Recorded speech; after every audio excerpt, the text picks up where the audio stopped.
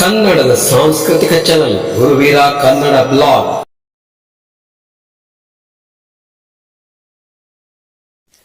ಸ್ನೇಹಿತರೆ, ನಮ್ಮ YouTube channel, Kannada channel, ಸಾಂಸ್ಕೃತಿಕ ಚಾನಲ್ ಗುರುವೀರ ಕನ್ನಡ ಬ್ಲಾಗ್ಗೆ ಹೃದಯಪೂರ್ವಕವಾದ ಸ್ವಾಗತ. ಸ್ನೇಹಿತರೆ, ಈ ವಿಡಿಯೋದಲ್ಲಿ ನಾನು ಕೊಡುವಂಥ ಮಾಹಿತಿ ಧಾರ್ಮಿಕ ಜ್ಞಾನ, ಆಧ್ಯಾತ್ಮಿಕ ಜ್ಞಾನ. ಓಕೆ ಸ್ನೇಹಿತರೆ, ದೇವಿಯ ಮಹಾತ್ಮೆ ಈ ಒಂದು ಹೆಸರು ಏನಿದೆಯಲ್ಲ, ಈ ಹೆಸರಿನ ಬಗ್ಗೆ ನೀವು ಕೇಳಿದ್ದೀರ. ದೇವಿ ಮಹಾತ್ಮೆ ನಾಟಕವನ್ನು ನೋಡಿರಬಹುದು, ದೇವಿ ಮಹಾತ್ಮೆ ಸಿನಿಮಾ ಚಿತ್ರವನ್ನು ನೋಡಿರಬಹುದು, ದೇವಿ ಮಹಾತ್ಮೆ ಗ್ರಂಥದ ಬಗ್ಗೆ ಕೇಳಿರಬಹುದು, ದೇವಿ ಮಹಾತ್ಮೆ ಮಹಿಮೆ ಬಗ್ಗೆ ಹಾಡುಗಳನ್ನು ಕೇಳಿರಬಹುದು, ಇನ್ನಿತರ ಮುಂತಾದ ವಿಷಯಗಳ ದೇವಿ ಮಹಾತ್ಮೆ, ದೇವಿ ಮಹಿಮೆ ಬಗ್ಗೆ ಕೇಳಿರಬಹುದು. ನಾನು ಇಲ್ಲಿ ಮಾತಾಡೋದು ಏನು ಅಂತಂದರೆ, ದೇವಿ ಮಹಾತ್ಮೆಯ ಗ್ರಂಥ ಪಾರಾಯಣ. ದೇವಿಯ ಗ್ರಂಥ ಮಹಾತ್ಮೆ ಪಾರಾಯಣ ಎಷ್ಟು ಮಹತ್ವದಿಂದ ಕೂಡಿದೆ. ಸ್ನೇಹಿತರೆ, ನಮ್ಮ ಕರ್ನಾಟಕದ ಪ್ರತಿ ಪುಸ್ತಕದ ಮಳಿಗೆಯಲ್ಲಿ ದೇವಿಯ ಮಹಾತ್ಮೆ ಗ್ರಂಥ ಓದೋಕ್ಕೆ ಲಭ್ಯವಿದೆ. ಎಷ್ಟೋ ಜನರು ದೇವಿಯ ಮಹಾತ್ಮೆ ಗ್ರಂಥವನ್ನು ಓದುತ್ತಿದ್ದಾರೆ. ಮುಖ್ಯವಾಗಿ ನಮ್ಮ ನಾಡ ಹಬ್ಬ ದಸರಾ ಮಹಾನವಮಿಯ 9 ದಿನಗಳು ನವರಾತ್ರಿಯಲ್ಲಿ ದೇವಿಯ ಮಹಾತ್ಮೆ ಗ್ರಂಥ ಓದಲ್ಪಡುತ್ತದೆ. ನನ್ನ ಒಂದು ತಿಳುವಳಿಕೆ ಪ್ರಕಾರ ದೇವಿ ಮಹಾತ್ಮೆ ಗ್ರಂಥವು ಉತ್ತರ ಕರ್ನಾಟಕದಲ್ಲಿ ಹೆಚ್ಚಾಗಿ ಓದುವುದನ್ನು ಕಂಡುಬರುತ್ತದೆ. ಇನ್ನು ದಕ್ಷಿಣ ಕರ್ನಾಟಕದಲ್ಲಿರ್ಬೋದು, ಅಥವಾ ಉತ್ತರ ಭಾರತ ಇರ್ಬೋದು, ಅಥವಾ ದಕ್ಷಿಣ ಭಾರತ ಇರ್ಬೋದು, ಎಲ್ಲ ಕಡೆಯೂ ಕೂಡ ಆ ಶಕ್ತಿ, ಸ್ತ್ರೀ ಶಕ್ತಿ ದೇವಿ ಒಬ್ಬಳೇದಾಳೆ. ಅವಳನ್ನು ನೋಡುವಂಥ ಒಂದು ದೃಷ್ಟಿಕೋನ, ಒಂದು ಆರಾಧಿಸುವಂಥ ಒಂದು ಪದ್ಧತಿ ಬೇರೆ ಬೇರೆ ಇದೆ ಅಷ್ಟೇ. ಆದರೆ ಶಕ್ತಿ ಒಂದೇ, ಸ್ತ್ರೀ ಶಕ್ತಿ. ದೇವಿ ಸ್ತ್ರೀ ಶಕ್ತಿಯವಳು. ನಮ್ಮ ಭಾರತದ ಮಣ್ಣು ಆಗಿರ್ಬೋದು, ಸನಾತನ ಧರ್ಮ ಆಗಿರ್ಬೋದು, ಧರ್ಮ ಅಂತ ಹೇಳಲ್ಲ, ಧರ್ಮ ಅನ್ನೋ ಪದ ನಾವು ಹೇಳಲ್ಲ, ಸನಾತನ ನಾಗರಿಕತೆ ಅಂತ ಇರ್ಬೋದು, ಸ್ತ್ರೀಗೆ ಆದ್ಯತೆ ಕೊಟ್ಟಿದೆ.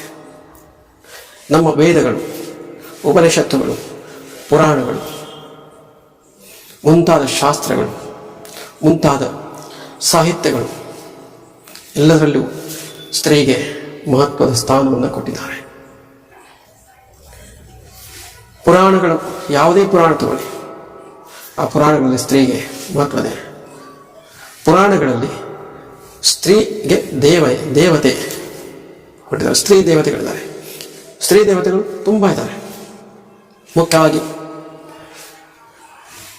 ಪಾರ್ವತಿ, ಶಿವನ ಎಡತೊಡೆಯ ಮೇಲೆ, ಶಿವನ ಎಡತೊಡೆಯನ್ನು ಅಲಂಕರಿಸಿದಂಥ ಪಾರ್ವತಿ ಇರ್ಬೋದು, ವಿಷ್ಣುವಿನ ಹೃದಯ ಕಮಲವನ್ನು ಅಲಂಕರಿಸಿದಂಥ ಮಹಾಲಕ್ಷ್ಮಿ ಇರ್ಬೋದು, ಬ್ರಹ್ಮದೇವನ ನಾಲಿಗೆಯನ್ನು ಅಲಂಕರಿಸಿದಂಥ ಸರಸ್ವತಿ ದೇವಿ ಇರ್ಬೋದು, ಅಥವಾ ಕಾಲಕಾಲಕ್ಕೆ ಉದ್ಭವವಾದಂಥ ದುಷ್ಟರ ದಮನ ಮಾಡಲು ಹುಟ್ಟುವಂಥ ಮಹಾಕಾಳಿಕಾದೇವಿ ಆಗಿರ್ಬೋದು. ಇನ್ನೂ ಎಷ್ಟೊಂದು ನಾಮಗಳು, ಸಹಸ್ರಾರು ನಾಮಗಳಿದ್ದಾವೆ. ಚಾಮುಂಡಿ ಇರ್ಬೋದು, ತುಂಬ ಪಾಲ್ಗೊಳ್ಳುತ್ತವೆ. ಸ್ತ್ರೀ ದೇವತೆಗಳಲ್ಲಿ ತುಂಬ ದೇವತೆಗಳನ್ನು ಮಾಡಿದ್ದಾರೆ. ಆದರೆ ಎಲ್ಲ ಹೆಸರುಗಳು, ಎಲ್ಲ ನಾಮಗಳು, ಎಲ್ಲ ರೂಪಗಳು ಎಲ್ಲ ಒಂದೇ ಶಕ್ತಿ, ಅದು ಸ್ತ್ರೀ ಶಕ್ತಿ. ಈ ಜಗತ್ತು, ಈ ಸೃಷ್ಟಿ, ಇದೇನು ಬ್ರಹ್ಮಾಂಡ ಇದೆಯಲ್ಲ, ಇದಕ್ಕೊಂದು ಪ್ರಕೃತಿ ಬೇಕು. ಆ ಪ್ರಕೃತಿನೂ ಕೂಡ ಸ್ತ್ರೀ ಶಕ್ತಿಗೆ ಸಂಬಂಧಪಟ್ಟದ್ದು, ಸ್ತ್ರೀ ಶಕ್ತಿ. ಈ ದೇವಿ ಮಹಾತ್ಮೆ ಗ್ರಂಥದಲ್ಲಿ ಬರ್ತಕ್ಕಂಥ ದೇವಿ ಯಾರು? ಈ ದೇವಿ ಮಹಾತ್ಮೆ ಗ್ರಂಥದಲ್ಲಿರ್ತಕ್ಕಂಥ ಅಧ್ಯಾಯಗಳು ಏನು ಹೇಳುತ್ತವೆ? ಈ ದೇವಿ ಮಹಾತ್ಮೆ ಗ್ರಂಥದಲ್ಲಿ ನಡೀತಕ್ಕಂಥ ಸನ್ನಿವೇಶಗಳೇನು? ಸಾಮಾನ್ಯವಾಗಿ ಎಲ್ಲರೂ ಏನು ಕೇಳ್ತಾರೆ, ದೇವಿ ಪುರಾಣ ಅಂದರೆ ರಾಕ್ಷಸರ ಸಂಹಾರ ಮಾಡ್ತಾಳೆ. ರಾಕ್ಷಸರ ಸಂಹಾರ ಆಗುತ್ತೆ. ಸಾಮಾನ್ಯವಾಗಿ ಎಲ್ಲರಿಗೂ ಗೊತ್ತಿದೆ, ದೇವಿ ಪುರಾಣದಲ್ಲಿ ರಾಕ್ಷಸರ ಸಂಹಾರ ಮಾಡ್ತಾಳೆ ದೇವಿ. ಇನ್ನೂ ಅತಿಯಾಗಿ ತಿಳ್ಕೊಂಡವರು ಹೇಳ್ತಾರೆ ದೇವಿ ಬಗ್ಗೆ, ಅಲ್ಲಿ ಮಹಿಷಾಸುರನ ಸಂಹಾರ ಮಾಡ್ತಾಳೆ. ಇನ್ನೂ ಅತಿ ಆಳವಾಗಿ ತಿಳ್ಕೊಂಡವರು ಮಧುಕೈಟವರನ್ನು ಸಂಹಾರ ಮಾಡ್ತಾಳೆ. ಇನ್ನೂ ಆಳವಾಗಿ ತಿಳ್ಕೊಂಡವರು ಶುಂಭರನ್ನು ಸಂಹಾರ ಮಾಡ್ತಾಳೆ. ಇನ್ನೂ ಆಳವಾಗಿ ತಿಳ್ಕೊಂಡವರು ರಕ್ತ ಬೀಜಾಸುರನ್ನು ಸಂಹಾರ ಮಾಡ್ತಾಳೆ. ಬಿಡಾಳನ್ನು ಸಂಹಾರ ಮಾಡ್ತಾಳೆ. ಚಂಡಮುಂಡರನ್ನು ಸಂಹಾರ ಮಾಡ್ತಾಳೆ. ಹೀಗೆ ಯಾರಿಗೆ ಎಷ್ಟೆಷ್ಟು ದೇವಿ ಮಹಾತ್ಮ ಗ್ರಂಥದ ಬಗ್ಗೆ ತಿಳುವಳಿಕೆ ಇದೆಯೋ ಅಷ್ಟಷ್ಟು ಜ್ಞಾನ ಅಂತ ಹೇಳ್ತಾರೆ. ಕೆಲವರಿಗೆ ದೇವಿ ಮಹಾತ್ಮ ಗ್ರಂಥ ಅದು ಮುಟ್ಟೋದಕ್ಕೆ ಭಯ ಆಗುತ್ತೆ. ಕೆಲವರಿಗೆ ದೇವಿ ಮಹಾತ್ಮ ಗ್ರಂಥ ದೂರದಿಂದಲೇ ನಮಸ್ಕಾರ ಮಾಡ್ತಾರೆ. ಕೆಲವರಿಗೆ ದೇವಿ ಮಹಾತ್ಮ ಗ್ರಂಥದ ಬಗ್ಗೆ ಭಯ ಇದೆ. ಅದು ಏನು ನಾವು ಕೆಡಕನ್ನು ಉಂಟು ಮಾಡುತ್ತಾ, ಒಳ್ಳೆಯದು ಮಾಡುತ್ತಾ ಅನ್ನುವಂಥ ಸಂದೇಹದಿಂದ ಕೂಡಿದವರು ಇದ್ದಾರೆ. ಈ ದೇವಿ ಮಹಾತ್ಮೆ ಗ್ರಂಥ ಈ ಹಿಂದಿನ 25 ವರ್ಷ 30 ವರ್ಷ 50 ವರ್ಷ 100 ವರ್ಷ 200 ವರ್ಷ ಹಿಂದೆ ಬರೆಯಲ್ಪಟ್ಟಿದ್ದಲ್ಲ. ಇದು ದೇವಿಯ ಮಹಾತ್ಮೆ ಗ್ರಂಥವನ್ನು ಬರೆದವರು ಸುಮಾರು 400-500 ವರ್ಷಗಳ ಹಿಂದೆಯೇ ಬರೆಯಲ್ಪಟ್ಟಿದೆ ಮಹಾತ್ಮೆ ಗ್ರಂಥ. ಆದರೆ ಇವತ್ತಿನವರೆಗೂ ಅದು ಗೌರವಿಸಲ್ಪಡ್ತಾ ಇದೆ. ಯಾರು ಅದರ ಬಗ್ಗೆ ಚೆನ್ನಾಗಿ ತಿಳ್ಕೊಂಡಿದ್ದಾರೆ ಅವರು ಅದನ್ನು ಗೌರವಿಸ್ತಾರೆ. ಯಾರಿಗೆ ಅದರ ಬಗ್ಗೆ ಭಯ ಇದೆಯೋ ಅದರಿಂದ ದೂರ ಇರ್ತಾರೆ. ಅದು ತಂಟೆಗೆ ಹೋಗಲ್ಲ. ಅದರ ಅರ್ಥ ಏನು? ತಂಟೆಗೆ ಹೋಗಲ್ಲ ಅರ್ಥ ಏನು? ಅದನ್ನು ಭಯಪಡಿಸುತ್ತಾ ದೇವಿ ಮಹಾತ್ಮ ಗ್ರಂಥ. ಕೆಲವರ ತಿಳುವಳಿಕೆ ಏನು? ಅದರಲ್ಲಿ ಸಾಕ್ಷಾತ್ ದೇವಿನೇ ಇದ್ದಾಳೆ. ಒಬ್ಬೊಬ್ಬರ ತಿಳುವಳಿಕೆ ಆಗಿದೆ. ನಾನು ಈ ನನ್ನ ಚಾನಲ್ ಮುಖಾಂತರ ದೇವಿ ಮಹಾತ್ಮ ಬಗ್ಗೆ, ನಾನು ದೇವಿ ಮಹಾತ್ಮ ಗ್ರಂಥವನ್ನು ಪುಸ್ತಕವನ್ನು ಓದಿ ದೇವಿ ಮಹಾತ್ಮ ಗ್ರಂಥ ಪುಸ್ತಕವನ್ನು ಓದುವುದಿಲ್ಲ. ಕೇವಲ ಆ ಪುಸ್ತಕದ ಅಧ್ಯಾಯದಲ್ಲಿ ಏನಿದೆ ಅದರ ಬಗ್ಗೆ ಹೇಳೋಕ್ಕೆ ಪ್ರಯತ್ನ ಮಾಡ್ತೇನೆ. ಯಾಕಂದರೆ ಈಗ 21ನೇ ಶತಮಾನ, ಭೂಮಿ ಪೃಥ್ವಿ ಕಾಲ ಸರಿತಾ ಇದೆ. ಇದಕ್ಕೊಂದು ಅಂತ್ಯ, ಒಂದು ದಿವಸ ಅದಕ್ಕೆ ಅಂತ್ಯ ಇದೆ. ಈ ಸೃಷ್ಟಿಯಲ್ಲಿ ಹುಟ್ಟಿದ್ದು ಸಾಯುತ್ತೆ. ಅದು ಕೇವಲ ಪ್ರಾಣಿಗಳಲ್ಲ, ಮನುಷ್ಯರಲ್ಲ, ವಸ್ತುಗಳಿಗೂ ಕೂಡ ಆಯುಷ್ಯ ಇದೆ. ಮೇಲಿರತಕ್ಕಂಥ ಸೂರ್ಯನಿಗೂ ಆಯುಷ್ಯ ಇದೆ, ಚಂದ್ರನಿಗೂ ಆಯುಷ್ಯ ಇದೆ, ಗ್ರಹಗಳಿಗೂ ಆಯುಷ್ಯ ಇದೆ, ನಮಗೂ ಆಯುಷ್ಯ ಇದೆ, ನಿಮಗೂ ಆಯುಷ್ಯ, ಎಲ್ಲರಿಗೂ ಆಯುಷ್ಯ ಇದೆ, ವಸ್ತುಗಳಿಗೂ ಆಯುಷ್ಯ ಇದೆ. ಎಷ್ಟೋ ಕೋಟಿ ವರ್ಷಗಳ ಹಿಂದೆ ಈ ಸೃಷ್ಟಿಯ ನಿರ್ಮಾಣ ಆಗಿದೆ. ಮುಂದೆ ಎಷ್ಟೋ ಕೋಟಿ ವರ್ಷಗಳ ನಂತರ ಇದು ಮುಗಿತದೆ. ಇದು ಯಾರು ನಿರ್ಮಾಣ ಮಾಡ್ತಾರೆ, ಯಾರು ಅಂತ್ಯ ಮಾಡ್ತಾರೆ, ಅದು ಆಳವಾದ ಪ್ರಶ್ನೆ. ಅದಕ್ಕೆ ಉತ್ತರ ಮಹಾಜ್ಞಾನಿಗಳಿಗೆ ಗೊತ್ತು. ಅದಕ್ಕೆಲ್ಲ ಏನು ಪ್ರೂಫ್ ಅಂತಾರಲ್ಲ, ಸಾಕ್ಷಿಗಳು, ಅದು ಯಾವುದು ಸಿಗಲ್ಲ. ಕೆಲವೊಂದು ಆಧ್ಯಾತ್ಮಿಕ ವಿಚಾರಗಳಿದ್ದಾವೆ, ಕೆಲವೊಂದು ವಿಚಾರಗಳಿದ್ದಾವೆ ಈ ಜಗತ್ತಿನಲ್ಲಿ. ಅವುಗಳಿಗೆ ಉತ್ತರ ಮನುಷ್ಯರಿಗೆ ಸಿಗೋದಿಲ್ಲ. ವಿಜ್ಞಾನ ಎಷ್ಟೇ ಮುಂದುವರೆದಿದೆ, ಇವತ್ತು ವಿಜ್ಞಾನ ಎಷ್ಟು ಮುಂದುವರೆದಿದೆ ಅಂದರೆ ಶನಿಗ್ರಹದವರೆಗೂ ಹೋಗಿ ಅಧ್ಯಯನ ಮಾಡ್ತಾ ಇದ್ದಾರೆ. ಅಲ್ಲಿವರೆಗೂ ಹೋಗಿದ್ದಾರೆ, ಅದನ್ನು ದಾಟ್ತಾರೆ. ಅಷ್ಟಾದರೂ ಕೂಡ ಇನ್ನೂ ಎಷ್ಟೋ ರಹಸ್ಯಗಳು ಸಿಗೋದಿಲ್ಲ. ಕೆಲವೊಂದು ರಹಸ್ಯಗಳು ಭಗವಂತ ಬಿಟ್ಟುಕೊಡಲ್ಲ, ಸೃಷ್ಟಿಕರ್ತ ಬಿಟ್ಟುಕೊಡಲ್ಲ ಮನುಷ್ಯನಿಗೆ. ಮುಖ್ಯವಾಗಿ ಹೇಳ್ತೀನಿ ಕೇಳಿ, ಭಾಳ ವಿಜ್ಞಾನಕ್ಕೆ ಹೋಗೋದು ಬೇಡ. ನಮ್ಮ ಜನ್ಮದ ಮೂಲ ನಮಗೆ ಗೊತ್ತಿಲ್ಲ, ನಮ್ಮ ಸಾವಿನ ನಂತರ ಏನು ಗೊತ್ತಿಲ್ಲ. ಇವೆರಡಷ್ಟೇ ಅಲ್ಲ, ಹುಟ್ಟಿನಿಂದ ಸಾಯುವವರೆಗೂ ನಾವು ಯಾರ್ಯಾರ ಜೊತೆ ಏನೇನು ವ್ಯವಹಾರ ಮಾಡ್ತೀವಿ ಅದು ನಮ್ಗೆ ಗೊತ್ತಿಲ್ಲ. ಎಷ್ಟೋ ಜನ ಬರ್ತಾರೆ, ಎಷ್ಟೋ ಜನ ಹೋಗ್ತಾರೆ. ಅದಕ್ಕೆ ಋಣ ಇರುತ್ತೆ, ಋಣಾನುಬಂಧ, ವ್ಯವಹಾರದ ಋಣ ಇರುತ್ತೆ. 3ನೇದ್ದು 4ನೇದ್ದು ನಮ್ಮ ಆಯುಷ್ಯ ಎಷ್ಟು ಅಂತ ಗೊತ್ತಿಲ್ಲ. ನಿಜನಾ? ನಾನು ಹೇಳ್ತಾ ಇರೋದಕ್ಕೆ ಇಲ್ಲಿ ಸಾಕ್ಷಿ ಇಲ್ಲ, ಆದರೆ ನಂಬೋದು ಎಲ್ಲರಿಲ್ಲ. ಕರೆಕ್ಟಾ? ಇವು 4 ರಹಸ್ಯಗಳು ಎಲ್ಲಿಯೂ ಸಿಗಲ್ಲ. ಈ 4 ರಹಸ್ಯಗಳಿಗೆ ಉತ್ತರ ಸಿಗಲ್ಲ. ಏನು ಮಾಡಿದ್ರು ಸಿಗಲ್ಲ. ಹುಟ್ಟು, ಸಾವು, ಆಯುಷ್ಯ, ಋಣ, ಏನು ಮಾಡಿದ್ರು ಸಿಗೋದಿಲ್ಲ. ರಹಸ್ಯ ನನ್ನ ತಿಳುವಳಿಕೆ. ಓಕೆನಾ? ದೇವಿ ಮಹಾತ್ಮೆ ಅಧ್ಯಯನ ಮಾಡಬೇಕು. ಓಕೆ, ಅಧ್ಯಯನ ಮಾಡಿದ್ರೆ ಅದರಲ್ಲಿ ಏನಿದೆ? ಸರಿ, ರಾಕ್ಷಸರ ಸಂಹಾರ ಆಗಿದ್ದು ಆಗುತ್ತೆ. ಅದರಲ್ಲಿ ತುಂಬ ಜನ ರಾಕ್ಷಸರು ಬರ್ತಾರೆ, ಮಹಾ ರಾಕ್ಷಸರು ಬರ್ತಾರೆ. ಅವರೆಲ್ಲರ ಸಂಹಾರ ಆಗುತ್ತೆ. ದೇವಿ ಸಂಹಾರ ಮಾಡ್ತಾಳೆ. ದೇವತೆಗಳನ್ನು ಕೈ ಹಿಡಿದು ಕಾಪಾಡ್ತಾಳೆ. ದೇವತೆಗಳು ಯಾರು? ಬ್ರಹ್ಮ, ವಿಷ್ಣು, ಮಹೇಶ್ವರ, ತ್ರಿಮೂರ್ತಿಗಳು, ಇಂದ್ರ, ಅಷ್ಟದಿಕ್ಪಾಲಕರು, 33 ಕೋಟಿ ದೇವತೆಗಳು, ಅವರೆಲ್ಲರನ್ನೂ ಕಾಪಾಡ್ತಾಳೆ. ಅಂಥ ಮಹಾನ್ ದೇವತೆಗಳು, ಸೃಷ್ಟಿಸಿದ ಲಯವನ್ನು ಮಾಡ್ತಕ್ಕಂಥ ಬ್ರಹ್ಮ, ವಿಷ್ಣು, ಶಿವ, ಇವರನ್ನೇ ಅಲುಗಾಡಿಸುವಂಥ ಶಕ್ತಿಗಳು ರಾಕ್ಷಸರು. ಶಿವನು ಕೆಲವೊಂದು ಪುರಾಣಗಳಲ್ಲಿ, ಕೆಲವೊಂದು ಕಥೆಗಳಲ್ಲಿ ಶಿವ ಕೋಪಗೊಂಡ್ರೆ ಪ್ರಳಯ ಆಗುತ್ತೆ. ಇದನ್ನು ಕೇಳಿದ್ರೆ ಅಂಥ ಶಿವನನ್ನೇ ಹೆದರಿಸುವಂಥ, ಅಂಥ ಶಿವನಿಗೆ ಹೆದರಿಸುವಂಥ ರಾಕ್ಷಸ ಶಕ್ತಿಗಳು, 10 ಅವತಾರಗಳನ್ನು ತಾಳಿದಂಥ ವಿಷ್ಣುವಿಗೆ ಹೆದರಿಸುವಂಥ ರಾಕ್ಷಸರು,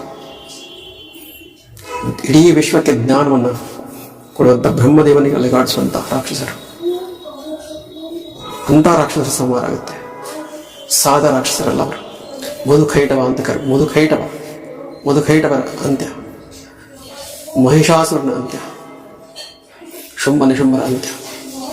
ಈ 3 ಅಧ್ಯಾಯಗಳಿದ್ದಾವೆ, 3 ಚರಿತ್ರೆಗಳಿದ್ದಾವೆ ಅಧ್ಯಾಯದಲ್ಲಿ.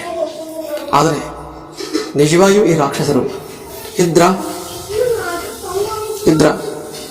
ದೇವತೆಗಳೆಲ್ಲಿದ್ದಾರೆ? ರಾಕ್ಷಸರು ಎಲ್ಲಿದ್ದಾರೆ? ಈಗ ಎಲ್ಲಿದ್ದಾರೆ? ದೇವತೆಗಳು ಕಣ್ಣಿಗೆ ಕಾಣ್ತಾರ? ಬ್ರಹ್ಮದೇವರು ಕಾಣ್ತಾರ? ವಿಷ್ಣು ದೇವರು ಕಾಣ್ತಾರ? ಶಿವದೇವರು ಕಾಣ್ತಾರ? ಹಾಗೆ ಅವರು ರಾಕ್ಷಸರು ಕಾಣ್ತಾರ? ಆದರೆ ದೇವಿ ಮಹಾತ್ಮೆ ಗ್ರಂಥ ಅದರ ಮೂಲ ಏನು ಅಂತಂದರೆ, ಇವರು ಎಲ್ಲ ರಾಕ್ಷಸರು, ದೇವತೆಗಳು ಎಲ್ಲರೂ ಬೇರೆ ಎಲ್ಲೂ ಹೊರಗಿಲ್ಲ. ಅವರು ನಮ್ಮ ಒಳಗೆ ಇದ್ದಾರೆ, ನಮ್ಮ ಒಳಗೆ ಇದ್ದಾರೆ. ಮನುಷ್ಯನ ಪ್ರಾಣಿಗಳ ಶರೀರದಲ್ಲಿ ಇದ್ದಾರೆ. ಮಧುಕೈಟವರು, ಬ್ರಹ್ಮ, ಮಹಿಷಾಸುರ, ಶುಂಭ ನಿಶುಂಭ, ರಕ್ತಬೀಜಾಸುರ, ಬಿಡಾಲ, ಚಂಡಮುಂಡರು, ಇಂಥ ಮಹಾನ್ ರಾಕ್ಷಸರು ನಮ್ಮ ಶರೀರದ ಒಳಗೆ ಇದ್ದಾರೆ. ಬ್ರಹ್ಮ, ವಿಷ್ಣು, ಮಹೇಶ್ವರನು ಕೂಡ ನಮ್ಮ ಶರೀರದ ಒಳಗೆ ಇದ್ದಾರೆ. ಈ ಮಹಾತ್ಮೆ ಮತ್ತು ದೇವಿ ಯಾರು? ಹಾಗಾದರೆ ದೇವಿ ಈ ಶರೀರದ ಒಳಗೆ ಇದ್ದಾಳೆ. ಇವರು ಯಾರನ್ನು ನಾವು ಗುರುತಿಸಿಲ್ಲ. ಇದೇ ಅಧ್ಯಾತ್ಮ. ನಮ್ಮ ಶರೀರದ ಬಗ್ಗೆ ನಾವು ತಿಳಿದುಕೊಳ್ಳುವುದೇ ದೇವಿಯ ಪಾರಾಯಣ. ದೇವಿಯ ಪಾರಾಯಣ ಪ್ರತ್ಯಕ್ಷ ಮತ್ತು ಅಪ್ರತ್ಯಕ್ಷವಾಗಿದೆ. ದೇವಿಯ ಪಾರಾಯಣ ಮಾಡುವಾಗ ಅದು ಹೆಂಗಿರುತ್ತಂದರೆ, ಕಲ್ಪನೆಯಲ್ಲಿ ರಾಕ್ಷಸರು ದೇವಿ ಬರ್ತಾಳೆ, ಸಂಹಾರ ಮಾಡ್ತಾಳೆ ಅಂತ ಇರುತ್ತೆ. ಆದರೆ ಅದು ಪರೋಕ್ಷವಾಗಿ, ಪ್ರತ್ಯಕ್ಷವಾಗಿ ಅದು ಕಥೆಯಾದರೂ ಕೂಡ ಪರೋಕ್ಷವಾಗಿ ಅದು ನಮ್ಮ ಪುರಾಣ, ಈ ಶರೀರದ ಪುರಾಣನೇ. ಈ ಶರೀರದ ಪುರಾಣ ದೇವಿ ಪಾರಾಯಣ. ಆ ಶುಂಭ ಯಾರು, ನಿಶುಂಭ ಯಾರು, ಮಹಿಷಾಸುರ ಯಾರು, ಮಧು ಕೈಟವರು ಯಾರು, ಎಲ್ಲ ರಾಕ್ಷಸರು, ನಾನಾ ಥರದ ರಾಕ್ಷಸರು ಯಾರು, ಅವರು ನಮ್ಮ ಶರೀರದಲ್ಲಿ ಹೇಗಿದ್ದಾರೆ, ಯಾವ ರೀತಿ ತಾಂಡವನ್ನು ನೃತ್ಯವನ್ನು ಮಾಡ್ತಾ ಇದ್ದಾರೆ, ನಮ್ಮ ಶರೀರದಲ್ಲಿ ದೇವತೆಗಳು ಎಲ್ಲಿದ್ದಾರೆ, ಅವರು ಯಾವ ಕೆಲಸಗಳನ್ನು ಮಾಡ್ತಾ ಇದ್ದಾರೆ, ಅವರನ್ನೇ ಮೆಟ್ಟಿ ನಿಂತು ಈ ಶರೀರವನ್ನು ಆಳುವಂಥ, ಈ ಶರೀರತಕ್ಕಂಥ ಮನಸ್ಸನ್ನು ಆಳುವಂಥ, ಈ ಶರೀರತಕ್ಕಂಥ ಬುದ್ಧಿನ ಕಿತ್ಕೊಂಡಂಥ, ಸುಬುದ್ಧಿನ ಕಿತ್ಕೊಂಡಂಥ ಈ ಶರೀರ ಸಕಲ ಚಲನ ವಲನಗಳನ್ನು, ಅಧಿಕಾರಗಳನ್ನು ತೆಗೆದುಕೊಂಡಂಥ ರಾಕ್ಷಸರು, ಅವರ ಸಂಹಾರ ದೇವಿ ಮಾಡ್ತಾಳೆ. ಆ ದೇವಿ ಆ ಶರೀರದಲ್ಲಿ. ಇದು ಮಹಾತ್ಮೆ ದೇವತೆ. ನಾನು ಮುಂದೆ ಒಂದೊಂದು ಅಧ್ಯಾಯಗಳನ್ನು ನಾನು ಓದೋದಿಲ್ಲ, ಪಾರಾಯಣ ಓದೋದಿಲ್ಲ. ಆದರೆ ಏನು ಹೇಳುತ್ತೆ, ಅಧ್ಯಾಯ ಏನು ಹೇಳುತ್ತೆ, ಅದಕ್ಕೆ ಹೇಳೋದಕ್ಕೆ ಇಷ್ಟಪಡ್ತೀನಿ. ಯಾಕಂದರೆ ಇದು 21ನೇ ಶತಮಾನ, ಕಲಿಗಾಲ, ಕಲಿಯುಗ. ರಾಕ್ಷಸರು ಪ್ರತಿಯೊಬ್ಬರ ಶರೀರದಲ್ಲೂ ಇದ್ದಾರೆ. ಅವಗುಣಗಳಿದ್ದಾವೆ. ಕಾಮ, ಕ್ರೋಧ, ಮೋಹ, ಲೋಭ, ಮದ, ಮತ್ಸರ ಎಲ್ಲ ಅವಗುಣಗಳಿದ್ದಾವೆ. ಇದು ಹೆಚ್ಚು ಕಲಿಯುಗ ಅಂತ ಕಡೆ ಹೋಗ್ತಾ ಇದೆ. ನೀವು ಅರ್ಥ ಮಾಡ್ಕೊಳ್ಳಿ. 2021ರಲ್ಲಿ ನಾನು ವಿಡಿಯೋ ಮಾಡಿದ್ದೀನಿ, ನೀವು ನೋಡ್ತಾ ಇದ್ದೀರ. 3021ನೇ ಇಸ್ವಿಯಲ್ಲಿ ಭೂಮಿ ಹೆಂಗಿರುತ್ತೆ, 4021ರಲ್ಲಿ ಹೆಂಗಿರುತ್ತೆ, ಇನ್ನು 1000 ವರ್ಷ ಆದಮೇಲೆ ಹೆಂಗಿರುತ್ತೆ ಯೋಚನೆ ಮಾಡಿ. ಎಷ್ಟು ವೇಗವಾಗಿ ಪರಿವರ್ತನೆ ಆಗ್ತಾ ಇದೆ. ಜಗತ್ತಿನ ಯಾವ ಮೂಲದಲ್ಲಿ ಏನೇನು ನಡೀತಾ ಇದೆ, ಎಷ್ಟು ವಿಜ್ಞಾನ ಒಂದು ಕಡೆ ಮುಂದೆ ಹೋಗ್ತಾ ಇದೆ, ಒಂದು ಕಡೆ ಭಯ, ಒಂದು ಕಡೆ ಆತಂಕ, ಒಂದು ಕಡೆ ಅನ್ನದ ಕೊರತೆ, ಏನೇನೋ ನಡೀತಾ ಇದ್ದಾವೆ, ಒಂದು ಕಡೆ ಎಲ್ಲ ಇದ್ದಾವೆ. ಅದಕ್ಕೆ ನಾನು ಏನು ಹೇಳ್ತೀನಿ ಅಂದರೆ, ಆದಷ್ಟು ನಿಮ್ಮ ಕಡೆಯಿಂದ ಎಷ್ಟು ಸಾಧ್ಯದೆಯೋ, ಯಾರ್ಯಾರು ಎಷ್ಟು ಸಾಧ್ಯವೋ ಅಷ್ಟು ಭಗವಂತನ ಕರುಣೆಯನ್ನು ಸಂಪಾದನೆ ಮಾಡಿ, ದೇವರ ಕರುಣೆಯನ್ನು ಸಂಪಾದನೆ ಮಾಡಿ, ದೇವಿಯ ಕರುಣೆ ಸಂಪಾದನೆ ಮಾಡಿ. ಈ ದೇವಿ ಮಹಾತ್ಮ ಗ್ರಂಥದಲ್ಲಿ ಬ್ರಹ್ಮ ವಿಷ್ಣು ಮಹೇಶ್ವರನ್ನೇ ಅಲುಗಾಡಿಸುವಂಥ ರಾಕ್ಷಸರಿದ್ದಾರೆ. ಅವರ ಸಮಾರ ದೇವತೆಗಳು ದೇವಿ ಹೋಗಿ ಕೇಳ್ತಾರೆ, ನಮ್ದೆಲ್ಲ ಅಧಿಕಾರ ತಗೊಂಡಿದ್ದಾರೆ, ನಮಗೇನೂ ಇಲ್ಲ. ಇಂದ್ರ ಪದವಿ, ಎಲ್ಲರ ರಾಜ್ಯಗಳು ಹೋಗಿದ್ದಾವೆ, ಎಲ್ಲ ಪದವಿಗಳಿದ್ದಾವೆ. ದೇವತೆಗಳನ್ನು ಸೆರೆ ಹಿಡಿದ್ದಾರೆ, ತಮ್ಮ ಆಳುಗಳನ್ನು ಮಾಡ್ಕೊಂಡಿದ್ದಾರೆ ರಾಕ್ಷಸರು. ಅವರ ಸಂಹಾರ ಮಾಡು ತಾಯಿ, ನಮ್ಮ ರಕ್ಷಣೆ ಮಾಡುವಂತ ಕೇಳ್ತಾರೆ. ಆಗ ಆ ದೇವಿ ಆ ರಾಕ್ಷಸರ ಸಂಹಾರ ಮಾಡ್ತಾಳೆ. ಹೇಗೆ ಮಾಡ್ತಾಳೆ ಅಂದರೆ ಒಂದು ಮುಂದೆ ನೋಡುವ, ಯಾವಾಗ ಅನುಕೂಲ ಆದಾಗ ವಿಡಿಯೋದಲ್ಲಿ ಬರ್ತೇನೆ. ಅದಕ್ಕೆ ಯಾರು ಎಷ್ಟೆಷ್ಟು ಸಾಧ್ಯ ಇದೆಯೋ ಅಷ್ಟೆಷ್ಟು ದೇವಿಯ ಆರಾಧನೆ ಮಾಡಿ, ದೇವಿಯ ಕರುಣೆ ಸಂಪಾದನೆ ಮಾಡಿ. ದೇವತೆಗಳು ನಮ್ಮ ಶರೀರದಲ್ಲಿ ದೇವತೆಗಳಿಗೆ ಅವಕಾಶ ಕೊಡಿ. ಓಕೆ, ಧನ್ಯವಾದಗಳು ಸ್ನೇಹಿತರೆ. ಈ ಕನ್ನಡ ಗುರುವೀರ ಕನ್ನಡ ಬ್ಲಾಗ್ ಸಾಂಸ್ಕೃತಿಕ ಚಾನಲ್ಗೆ ಸಬ್ಸ್ಕ್ರೈಬ್ ಮಾಡಿ, ಲೈಕ್ ಮಾಡಿ, ಶೇರ್ ಮಾಡಿ. ಧನ್ಯವಾದಗಳು. ದಯವಿಟ್ಟು ಈ ಚಾನಲ್ಗೆ ಸಬ್ಸ್ಕ್ರೈಬ್ ಮಾಡಿ, ಲೈಕ್ ಕೊಡಿ, ಶೇರ್ ಮಾಡಿ ಮತ್ತು ಗಂಟೆಯನ್ನು ಕ್ಲಿಕ್ ಮಾಡುವುದನ್ನು ಮರೆಯಬೇಡಿ. ಧನ್ಯವಾದಗಳು.